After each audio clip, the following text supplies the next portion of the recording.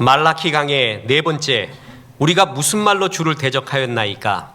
심하고 악독한 말을 하나님 앞에 쏟아낸 다음에 말라키 선지자가 그러지 마라, 하나님이 여기까지 인도하신 것 아닌가, 그렇게 악한 말하면 안 된다.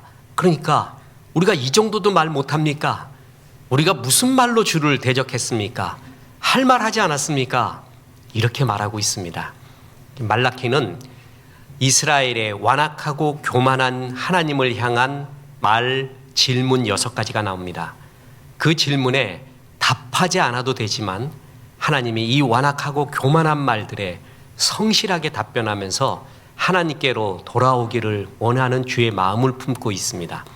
저 같으면 이런 말 할 때 벼락을 내버릴 텐데, 벼락을 칠 텐데 하나님은 오늘도 답변을 해주십니다. 말라키 네 번째, 우리가 무슨 말로 주를 대적하였나이까? 이것이 오늘 말씀의 제목입니다. 옛날 동양의 공자는 예와 악을 중요시 여겨서 나라와 개인은 예와 악 속에서 살아야 된다. 아름다운 예절과 아름다운 악, 그때 그 악이 음악이에요. 그래서 이 공자의 이런 말을 본따서 후대의 학자들이 이렇게까지 변형을 했습니다. 패러디 내지는 변형을 했는데, 개인과 사회가 타락을 하면 제일 먼저 타락하는 것이 노래와 말의 타락이다라는 것입니다. 아, 저 사람이 지금 잘못되고 있다, 저 사회가 잘못되고 있다는 것을, 그 간음을 뭘로 보냐 하면 그가 하고 있는 말, 그 사회에 흐르고 있는 노래, 그걸 보면 그 사회의 건강도를 알 수 있다고 얘기할 정도로 타락의 시작이 말의 타락부터 시작이 되고, 말의 타락을 돌이키는 것이 회복이라는 말입니다. 우리가 너무나 잘 아는 하이데거가 인용한 언어는 존재의 집, 말은 존재의 집.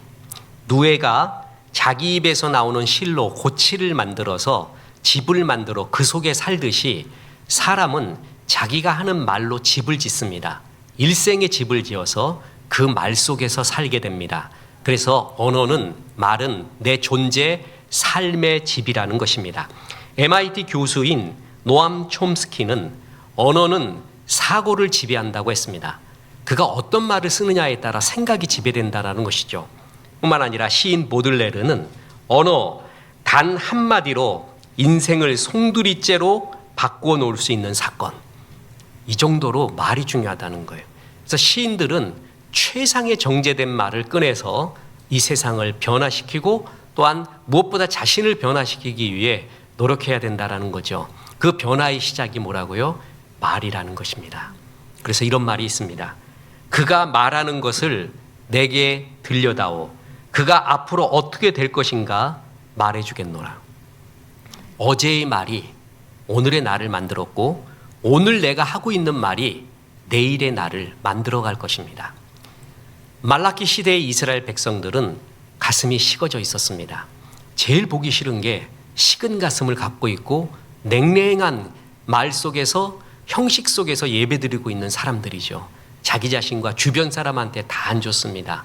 그 식은 가슴으로 결국 하나님 앞에서 원망스럽고 불평스럽고 세상 사람들이 하는 말을 그대로 본따와서 자기가 하는 말처럼 해댔습니다. 그러면서 하나님을 괴롭게 하는 사건이 있었습니다.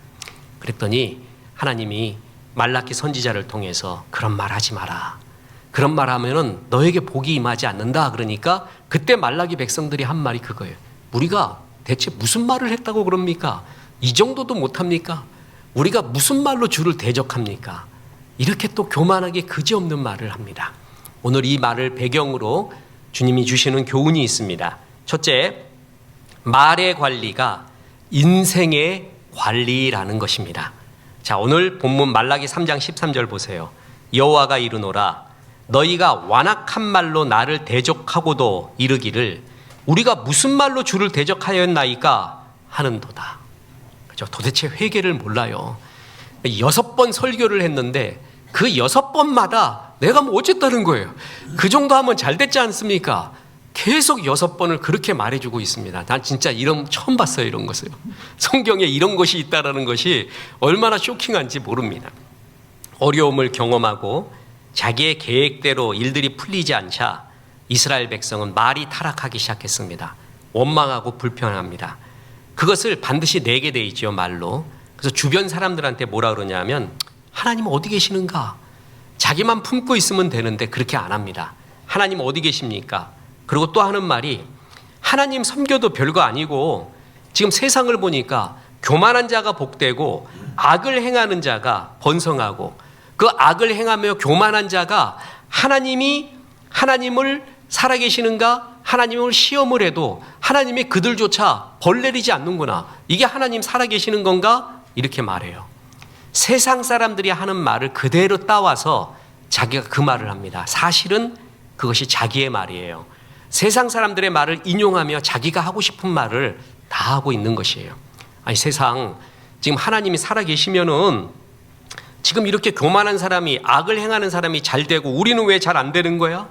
그 사람들이 하는 말이 하나님 어디 계시는가? 살아계시면은 나를 한번 쳐보시지. 나 잘 되고 있는데 그런 말을 해도 왜 하나님은 가만 계시는가?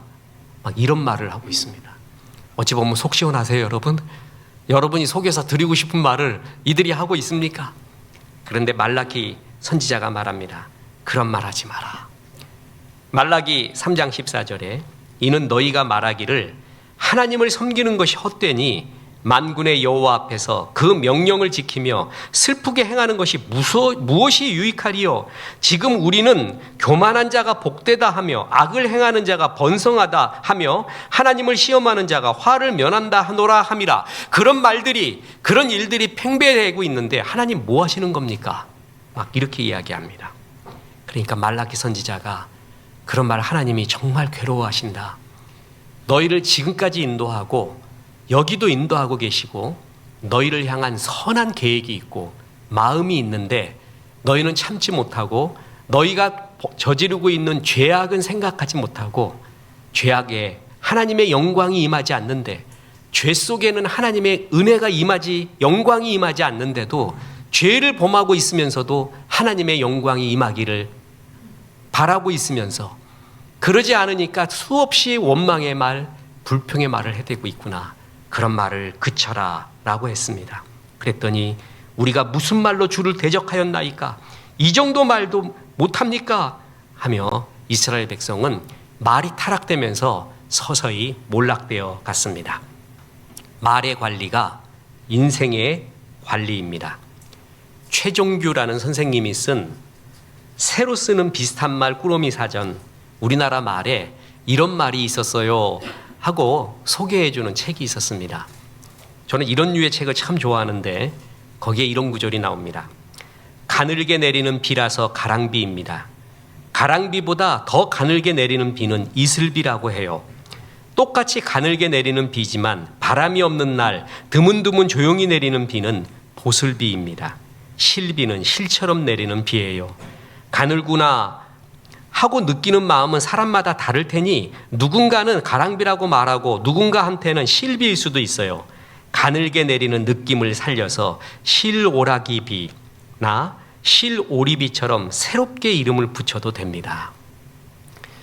비 내린다 이렇게 말 하나 하는 사람하고요, 오늘 내리는 비는 가랑비네, 보슬비가 내리는구나, 이슬비가 내리는구나, 야, 저 실처럼 내리는 실오리비봐, 이렇게 말하는 사람의 감성과 상상력은 서로 비교할 수가 없는 거예요. 쉬운 말로 언어 철학자 비트겐슈타인은 자신의 저서 논리철학 논고에서 이런 말을 했습니다.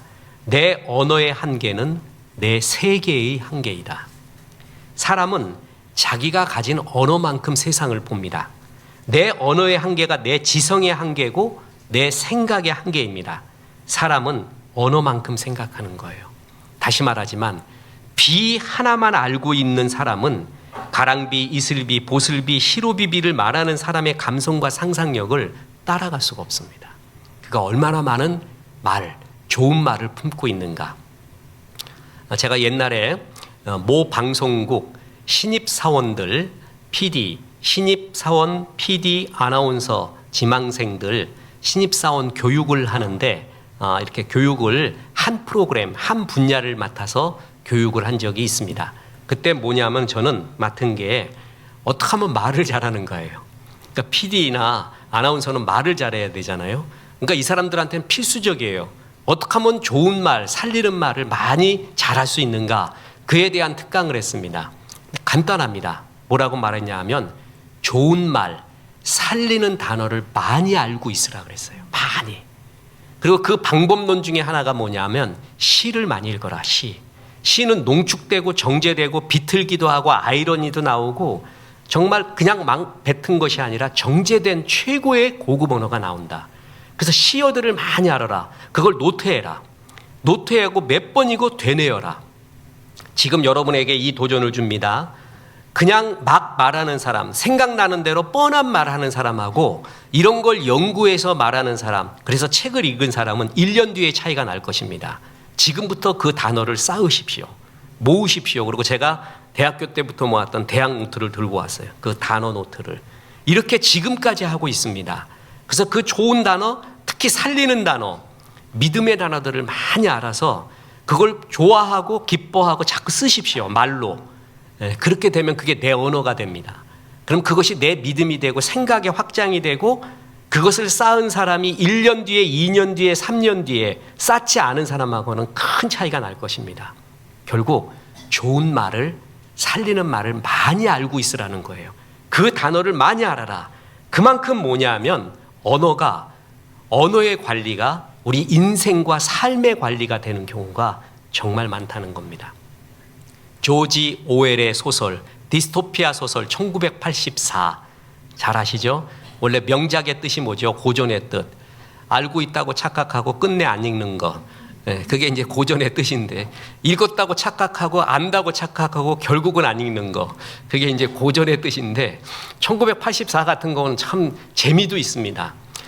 원래 고전 명작의 맛 중에 하나가 뭐냐면 다의적이라는 거죠. 해석이 하나만 있는 게 아니라 여러 해석이 가능한 그게 명작의 특징 중에 하나입니다.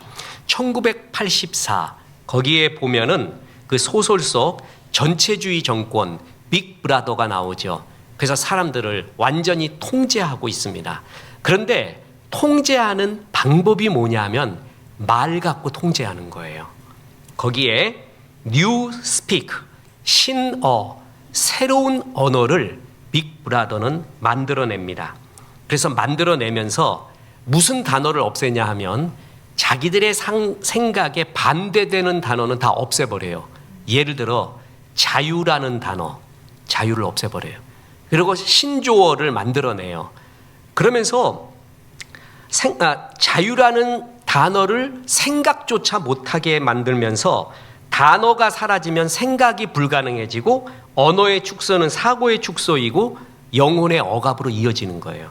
자기한테 맞는 단어만 만들어내고 정말 중요한 단어, 자기의 빅브라더의 체제에 반대되는 단어들은 다 없애버립니다. 자유 같은 단어.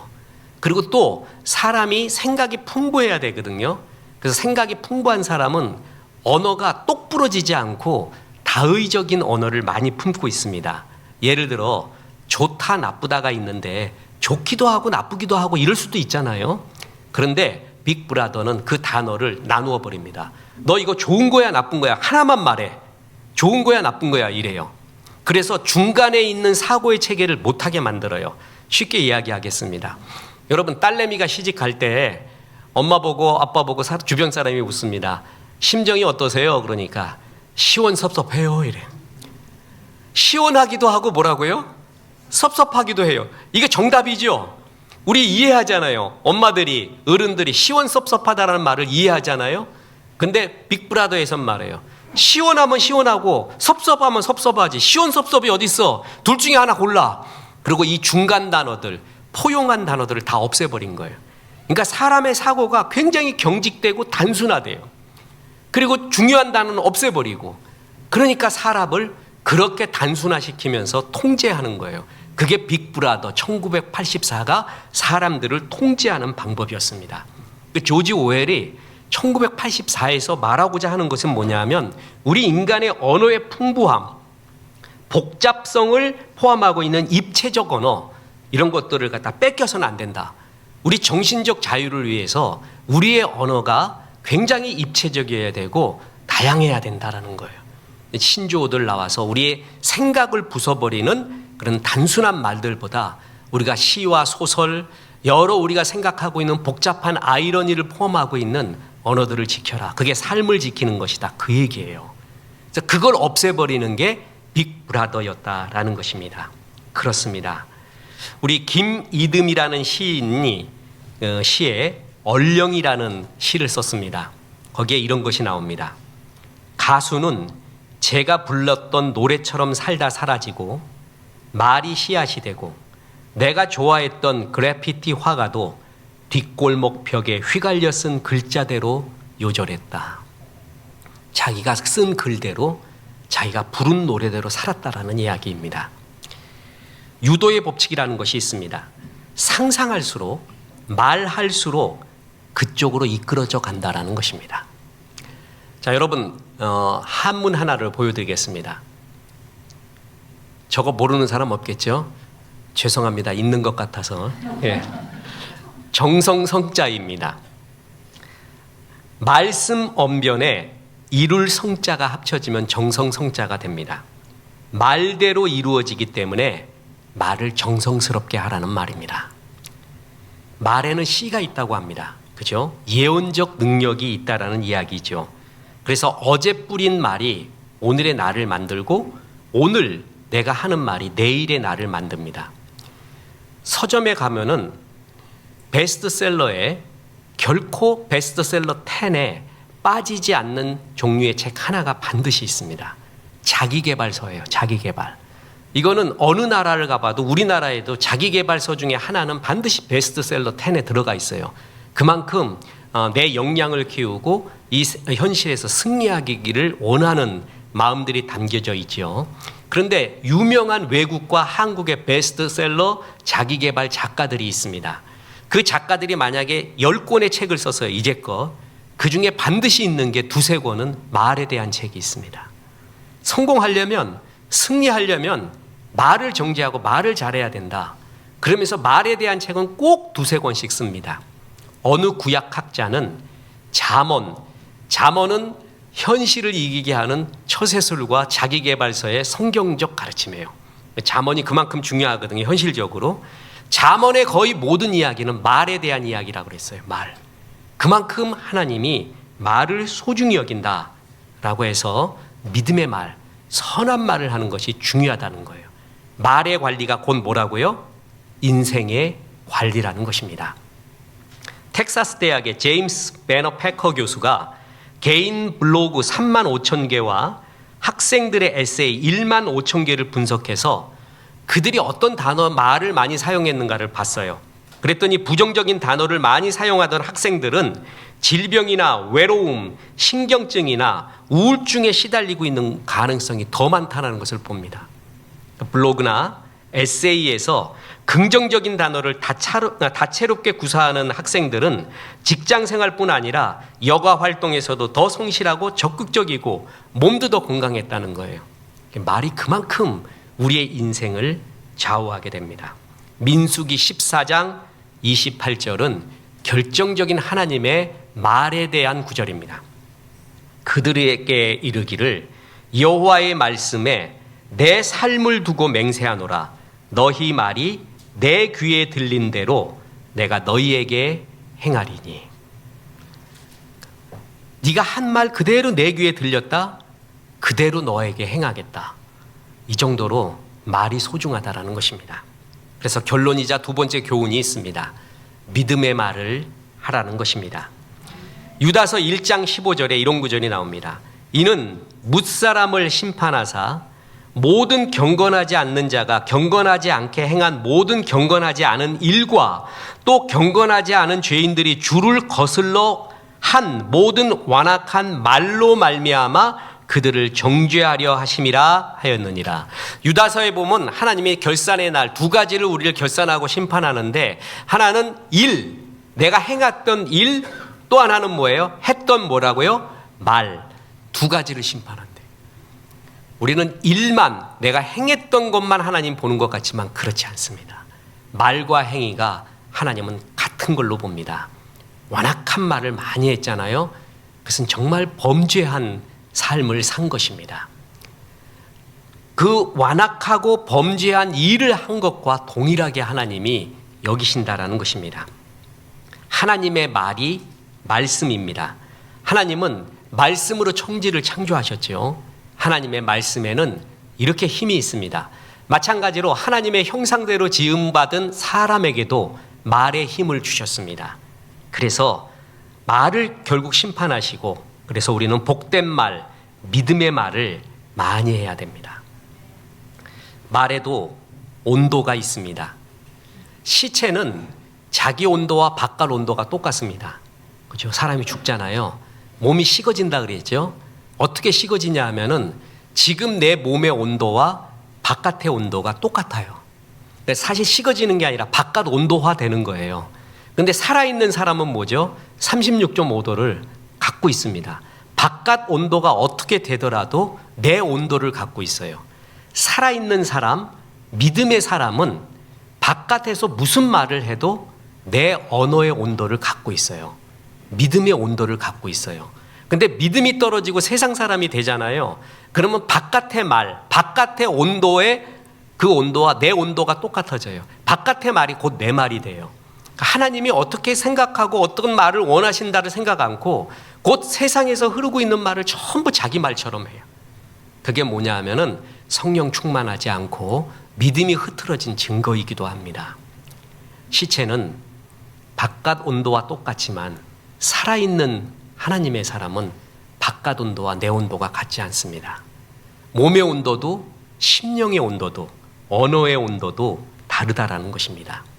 잠언 18장 21절에 죽고 사는 것이 혀를 쓰기를 혀의 힘에 달렸나니 혀를 쓰기 좋아하는 자는 혀의 열매를 먹으리라.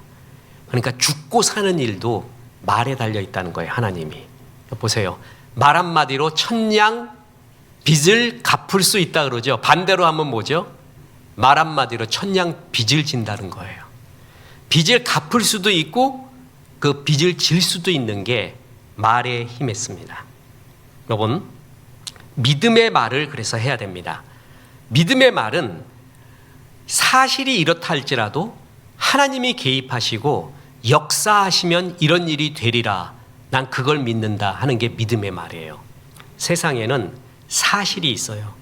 그래서 그 사실에 대해서 부정적인 내 마음과 합쳐지는 경우가 있고, 어떤 사실에 대해서 긍정적인 마음과 합쳐지는 사람이 있고, 사실에 대해서 믿음의 마음과 합쳐지는 것이 있습니다. 보세요. 가나안 정탐꾼들이 가서 가나안에 대한 사실을 말합니다. 근데 그것은 사실이었어요. 틀린 말이 아니었어요. 가나안 땅은 첫째 척박하다, 둘째 가나안 땅을 지키고 있는 백성들, 사람들은 네피림의 후예들로서 기골이 장대하다. 이거는 사실의 언어예요. 그죠? 거기에 그 정탐꾼들과 그를 동조하는 이스라엘 백성들의 부정적인 마음이 합쳐집니다. 그래서 뭐라 그러냐면 그들이 보기에 우리는 메뚜기 같을 것입니다. 게임도 안 됩니다. 이렇게 말해요. 그런데 똑같은 사실을 여호수아와 갈렙도 알고 있어요. 그런데 뭐라 그러냐면 그들은 우리의 밥이라라고 말해요. 왜 그렇게 말할 수 있냐면 사실을 못 본 게 아니에요. 사실을 봤지요. 그런데 그들이 믿고 있는 게 있었어요. 뭐냐면 첫째, 가나안으로 가라는 것은 하나님의 명령이었어요. 그래서 출애굽시켜서 하나님이 그 길로 가고 있는 중이잖아요. 그러니까 가나안 땅에는 하나님이 함께 하신다는 거예요. 지금 이 행군에 하나님이 함께 하고 있다라는 것이에요. 그걸 믿는 거예요. 그래서 하나님께서 함께 하시면 그들은 우리의 밥이라 라고 말하잖아요. 똑같은 사실을 놓고 하나님을 생각하지 않고 부정적인 마음만 합쳐질 때 나를 메뚜기라고 하고 지금 내 상황을 메뚜기라고 하고 내 삶을 메뚜기라고 합니다. 똑같은 사실을 놓고 하나님이 함께하고 있기 때문에 그들은 우리의 밥이라, 약속의 땅이라라고 똑같은 사실 속에서 다른 반응을 보입니다. 그 말을 했던, 믿음의 말을 했던 여호수아와 갈렙 외에는 모든 출애굽의 1세대들이 광야에서 다 죽게 됩니다. 자, 뭐예요? 똑같은 말에, 똑같은 사실에 믿음의 말을 해야 돼요. 자, 사실을 모르는 게 아니에요. 믿음의 말은 사실을 알고 있어요. 그러나 거기에 하나님이 함께 하시면 주께서 함께 하시기에 라는 것을 같이 붙여서 말하는 것을 믿음의 말이라고 합니다. 믿음의 말을 할 때 승리하게 됩니다. 구약 성경에서 전반전은 좀 엉망이었지만 후반전에 아름답게 된 상징적인 사람이 있는데 야곱입니다. 근데 야곱이 전반전에도 좋고 후반전에도 좋은 게 하나가 있었어요. 그래서 여성들이 야곱을 되게 좋아하는데 그 이유가 뭐냐면 야곱은 라헬을 굉장히 사랑했어요. 라헬. 그래서 라헬을 위해 일할 때 7년을 며칠같이 7일같이 일했다. 그 사랑에 대한 최고의 구절입니다.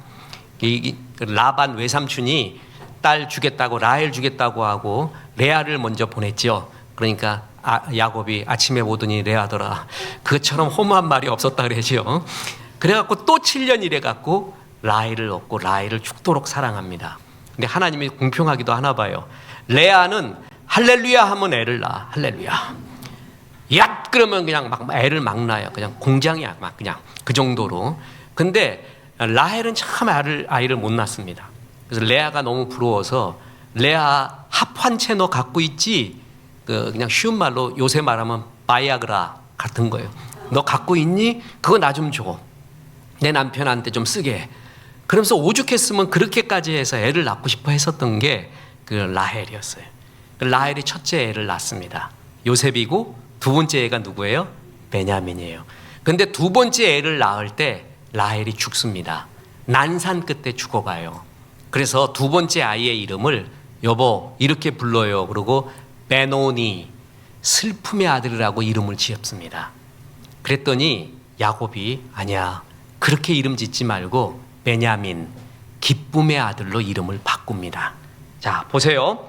창세기 35장 18절 그가 죽게 되어 그의 혼이 떠나려 할 때에 아들의 이름을 베논이라 불렀으나 그의 아버지는 그를 베냐민이라 불렀더라. 여기에 야곱의 믿음이 있어요. 그래 슬픔한다.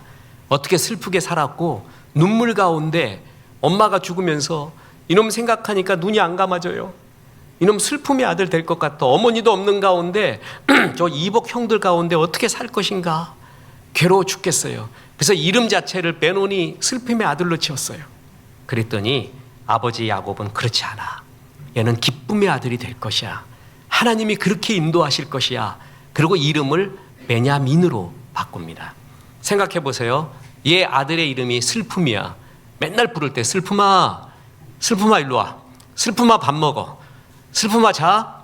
슬픔아 야외 가자. 청소년 됐어요. 슬픔아 네 청소년기는 슬픔이다. 얘가 이제 어른이 됐어요. 장년이 됐어요. 너 장년 돼서도 이름이 슬픔이다. 슬픔이 끝까지 추적하는 거예요. 걔가 기쁘게 살겠어요. 아버지가 이름을 베냐민 기쁨의 아들로 믿음으로 고백을 합니다. 야곱의 믿음의 고백대로 베냐민은 기쁨의 자녀가 되었고 베냐민 지파는 이스라엘 지파 중 핵심 지파가 되었습니다. 말이 이렇게 소중합니다. 믿음의 말을 하는 것이 이토록 소중합니다. 한때 굉장히 많이 사람들에게 읽혔고 어떤 목사님들은 좀 너무 하나님 얘기 없이 긍정의 말만 한다고 해서 좀 읽지 마라라고 하는 그러한 것도 있었습니다. 그런 책이 있는데 조엘 오스틴 목사님의 긍정의 힘이라는 책입니다. 저도 여기에 양면을 다 보게 되지만 그 중에 하나 참 그가 조엘 오스틴 목사님이 긍정이라는 것을 말하게 된 계기, 그에 대한 계기가 아버지 어머니 때문이에요. 그런 얘기를 들을 땐 가슴이 뭉클합니다. 특히 긍정 중에서도 말의 긍정, 이게 얼마나 소중한가를 아버지 어머니한테 배운 거예요. 거기에 이런 구절이 나옵니다. 우리 어머니는 소아마비를 앓으셔서 지금도 한쪽 다리가 짧으시다. 그러나 어머니는 하나님 불공평합니다. 왜 제게 이런 일이 일어나야 하는 거죠? 라는 불평을 한 번도 하지 않으셨다. 어머니는 언제나 활기찬 삶을 사셨다. 1981년에 말기암 진단을 받으셨을 때에도 결코 무너지지 않으셨다. 내 신세가 참으로 처량하구나. 도대체 이유나 알았으면 좋겠어. 소아마비에 이번에는 암이라니 왜 나는 항상 이 꼴이지? 결코 이렇게 말씀하시지 않으셨다. 조금도 흔들리지 않고 믿음으로 선한 싸움을 싸우셨다. 한 번의 푸념도 없이 오직 믿음의 승리의 말만 하셨다. 어머니는 자신을 희생자가 아닌 승리자로 보셨다. 그러니 하나님이 어머니에게 승리가 아닌 패배를 주실 수 없었다. 우리 아버지도 찢어지게 가난한 집안에서 태어나셨다. 하나님, 왜 저를 이토록 가난한 집안으로 보내셨나요? 저의 집은 미래가 없습니다고 투덜댈 만한 상황이었다. 하지만 아버지는 불평하지 않으셨다. 집안 형편을 실패감이나 자신의 연민에 빠지는 구실로 삼지 않으셨다. 아버지는 자리에서 일어나 미래를 향해 나가셨다. 17살의 나이에 목회를 시작하셨을 때 교회 건물도 없어서 길거리와 요양소, 감옥, 구치소 등 발길 닿는 데로 다니면서 말씀을 전하셨다. 당연히 차도 없어서 어디를 가든지 걷거나 얻어 타셨다. 이런 상황에서도 움츠러들거나 불만을 토로하지 않으셨다. 아버지는 주저하지 않고 계속 앞으로 나아가셨다. 이 아버지 어머니, 조엘 오스틴 목사님은 거기서 배운 거예요. 이들의 삶, 이들의 언어, 하나님에 향한 긍정의 마음. 그래서 긍정의 힘을 짓고 그 긍정의 힘 중에서도 핵심이 뭐예요? 긍정의 말. 저는 거기에 넘어서 말합니다. 긍정의 말보다 믿음의 말. 믿음의 말이라고 제목을 붙였으면 얼마나 좋았을까, 그냥 개인적으로 그렇게 생각을 해봅니다. 이런 말 속에서 어머니가 살았다는 거예요. 여러분, 소아마비, 평생 소아마비를 사셨고 나중에 말기암까지 됐을 때 베논이 슬픔의 내 인생이요 하고 얼마나 자괴했겠습니까? 여러분, 와이미라는 노래 알아요? 와이미, 크리스토퍼슨이 와이미, 왜 나에게. 우리는 어려운 일이 있으면 와이미 그럽니다. 왜 나에게 이런 일이 있습니까? 근데 이런 걸로 와이미 물어봤어요. 하나님, 왜 나에게 이런 은혜를 주십니까? 남이 보지 못하는, 남이 느끼지 못하는 이 은혜를 왜 나는 느낍니까? 와이미, 이런 건 하나도 말 안 해. 뭔가 잘못됐을 때 맨날 와이미, 와이미. 왜 나에게, 왜 나에게. 어머니는 그런 말 안 했다는 거예요. 아버지도 그랬지 않았다는 거예요.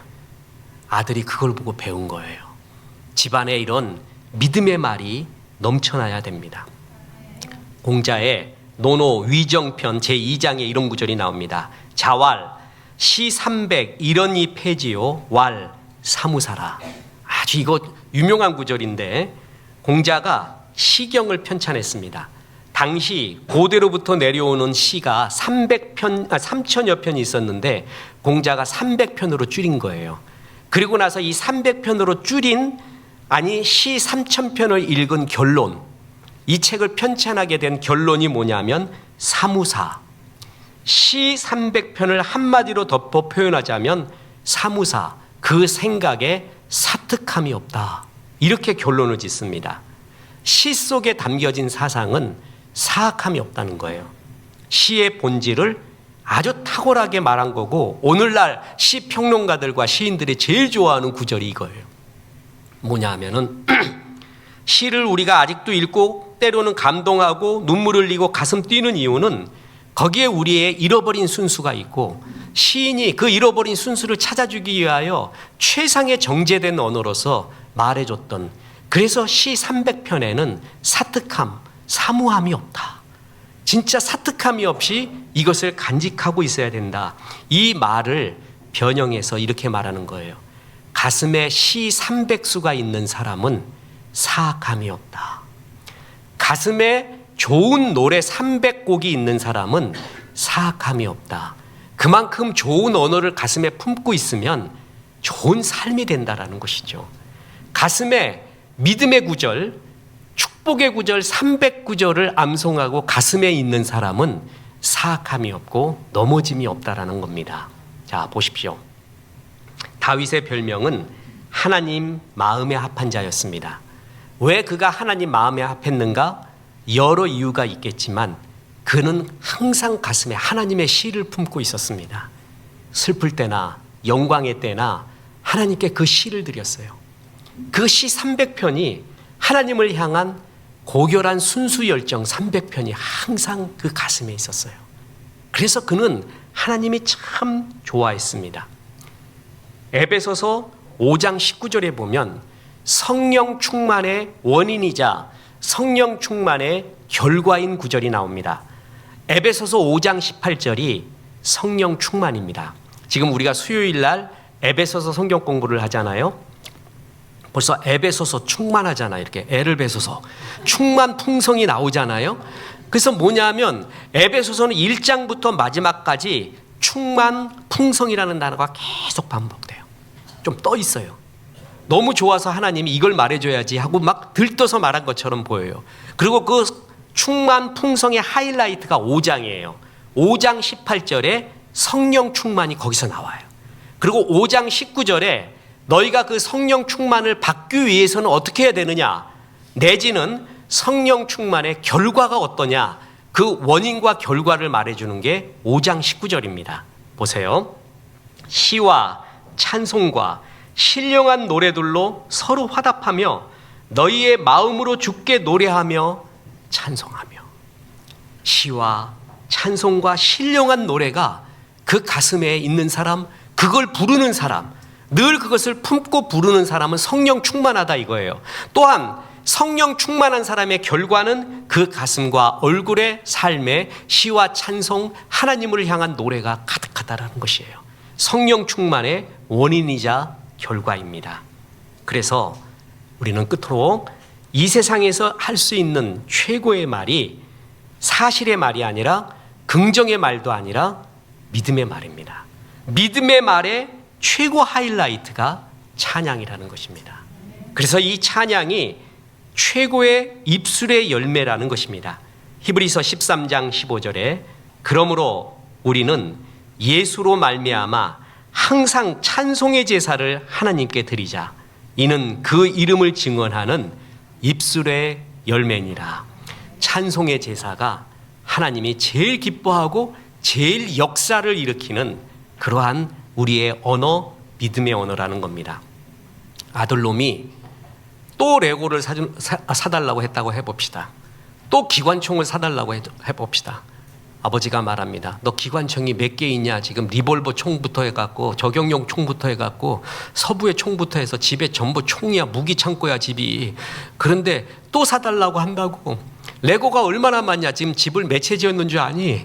레고 갖고. 근데 또 집 질라고 막 그래요. 근데 애는 사고 싶어 죽겠어요. 그래서 아빠는 이런 거 사달라 그러는데 사주지도 않고 아빠 미워. 아빠 그럴 수가 있어. 미워. 밥 안 먹어. 그럼 먹지 마라 이놈아. 내가 다시는 사주나 봐라 이래요. 근데 애가 자기 전에 그래요. 나는 우리 아빠가 너무 좋아. 분명히 우리 아빠는 레고를 사줄 거거든. 그리고 기관총도 사줄 거야. 나는 우리 아빠를 잘 알아. 아빠가 처음에 싫다 그러지만 나를 위해서일 거야. 근데 난 지금 되게 필요하거든. 아빠가 분명히 사줄 거야. 아빠는 늘 그래 왔어. 난 우리 아빠가 너무 좋아 죽겠어. 내일 아침에 있을까? 내일 모레에 있을까? 아빠가 깜짝 쇼할까? 아빠 분명히 그렇게 해주실 거야. 난 우리 아버지가 최고야. 그러고 앉았어 이놈이 방에. 그걸 듣고 안 사줄 아버지가 있을까요? 그냥 마음이 돌아버릴 거예요. 우리 아빠는 분명히 그래. 지금 돈이 없어서 그래. 아마 아빠가 그러면 빚내서라도 사줄 거야. 우리 아빠는 그런 사람이야. 그럼 아빠는 빚내서라도 사주고 싶은 거예요. 너무 이뻐가지고. 그 말이 마치 지금 우리 아빠 최고야. 난 우리 아빠처럼 좋은 사람 없어. 우리 아빠가 이거 맨날 사줬고 또 사줄 거야. 너무 좋아 죽겠어. 그게 찬송이에요. 그게 찬양이에요. 찬양이. 우리 하나님 찬양, 전능하신 우리 하나님 찬양 계속 그거 하면은 하나님이 제일 기뻐하는 게 그거고, 또한 이 백성은 내가 나를 위하여 지었나니 곧 나의 찬송을 부르게 합니다. 창조의 목적이 찬양이에요. 말라키 백성들이 찬양을 잃어버렸습니다. 말이 거칠어졌습니다. 생각이 무뎌지면서 오직 세상 말과 같이 원망과 불평의 말만 하고 그 입술에 감사와 기쁨과 찬양이 없어졌습니다.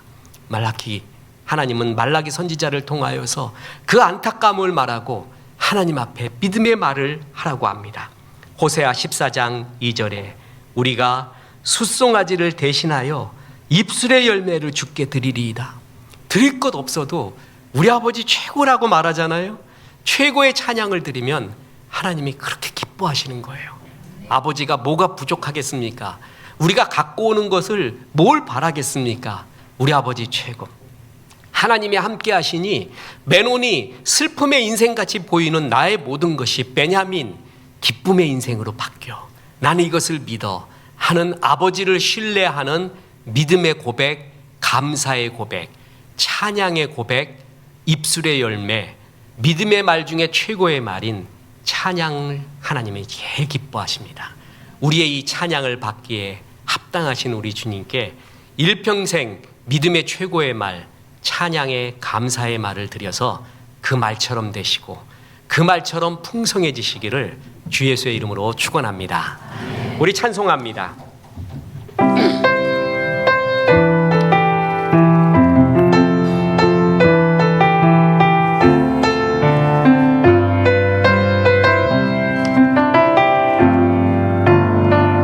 내 입술로 하나님의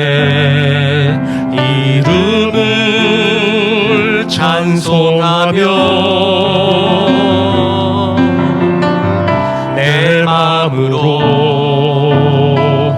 하나님을 즐겁게 찬양하네.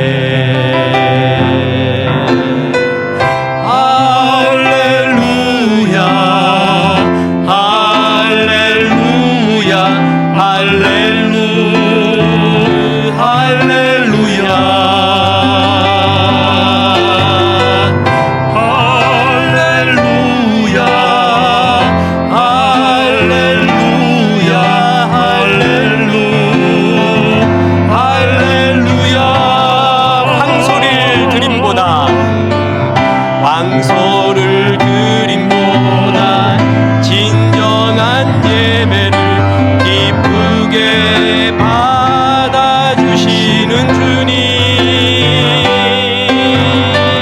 찬송을 부르며 영원히 섬기리. 주님께 영광 돌리리. 할렐루야.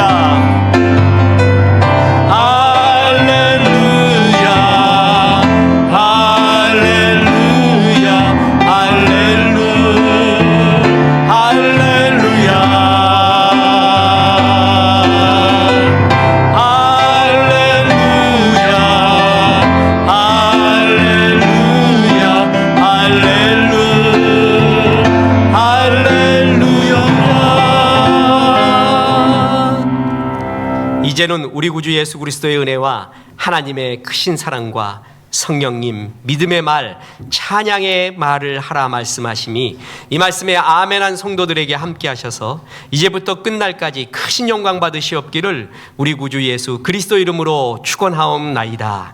아멘.